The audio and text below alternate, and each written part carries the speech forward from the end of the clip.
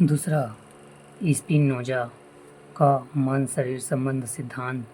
Spinoza ने अपने समांतरवाद के माध्यम से मन तथा शरीर संबंध की नई विवेचना प्रस्तुत की तथा बताया कि कुछ भी संयोगवश नहीं हो रहा है, क्योंकि जो कुछ हो रहा है वह अनिवार्यतः हो रहा है।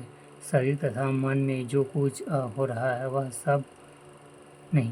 सब वही से निरंतर हो रहा है। जैसे मेरा सोचना, मेरा गति करना, सब कुछ उसी ईश्वर में हो रहा है। वह अल्प रूप में मुझसे अभिव्यक्त हो रहा है।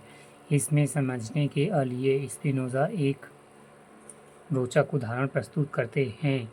पहाड़ी में ढाल के कारण कंकड़ में लुढ़क रही स्पिनोजा कहते हैं कि यदि उसमें चेतना डाल दो तो वह पत्थर कहेगा कि मैं लुढ़क रहा हूँ।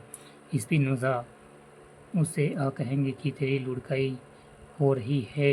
इसलिए स्पिनोजा कहता है कि मैं शब्द का प्रयोग बंद कर दो, क्योंकि तुम कुछ नहीं कर रहे हो। सब कुछ ईश्वर में हो रहा है। ईश्वर में हो रहा है, अनिवार्यता हो रहा है। तीसरा, लाइब्निज़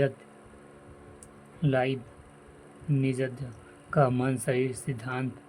लाइब्निज़ ने घड़ी का उदाहरण देते हुए मन तथा शरीर के संबंध में व्याख्या की तथा ईश्वर को एक घड़ी साज की संज्ञा दी। इसके अनुसार ईश्वर ने मन तथा शरीर रूपी दो घड़ियां बनाई तथा इसमें संगति स्थापित कर दी। लाइब्निज़ के अनुसार व्यक्ति असंख्य चिदणुओं का समुच्चय है, जिसमें चेतना की मात्रा में अंतर तथा एक तारतम्य पाया जाता है। इन चिदणुओं में एक चिदणु ऐसा होता है जिसमें चेतना की मात्रा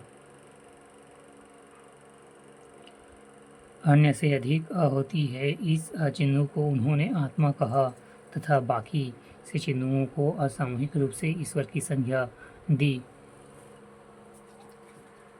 शरीर के समस्त चिन्हों आत्मा मन के अधीन कार्य करते हैं। उदाहरण के लिए आत्मा मन चिन्हों में जब विचार आया खड़े होने का तो शरीर खड़ा हो गया।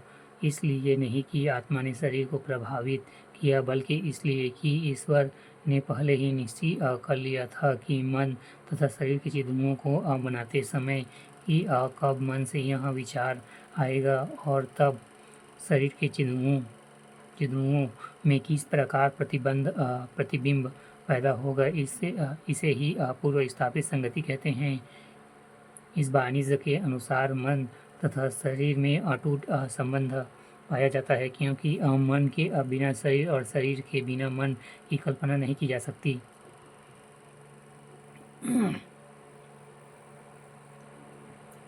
तुलना। जहाँ डेकार्ड ने आत्मा तथा शरीर के दो भिन्न तथा स्वतंत्र द्रव्य मानकर उसके मध्य क्रिया प्रतिक्रिया की स्थापना की, वहीं स्पिनोजा ने आत्मा तथा शरीर के दो भिन्न द्रव्य न मानकर एक ही द्रव्य के दो गुणों के रूप में स्वीकार करके इनकी दो असमांतर धारणाओं का प्रतिपादन किया।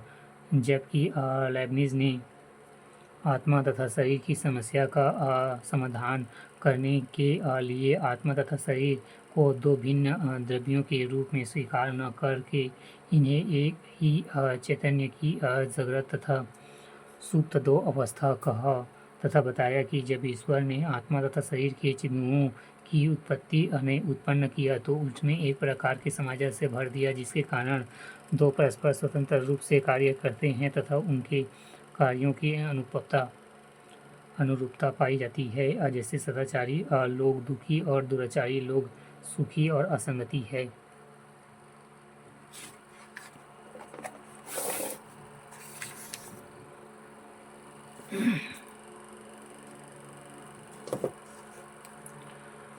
छत्तीसगढ़ लोकसेवा आयोग मुख्य परीक्षा 2020 भाग 1 दर्शन खंड 1।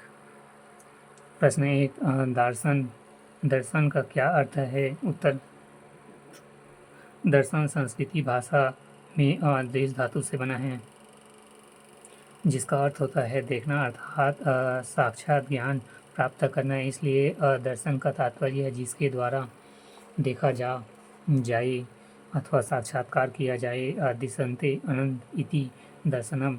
यहाँ देखने से आशय इंद्रियों के द्वारा मिलने वाले ज्ञान और इंद्रियातीत ज्ञान से है। अंतः युक्तिपूर्वक तत्व ज्ञान प्राप्त करने का प्रयत्न ही दर्शन है।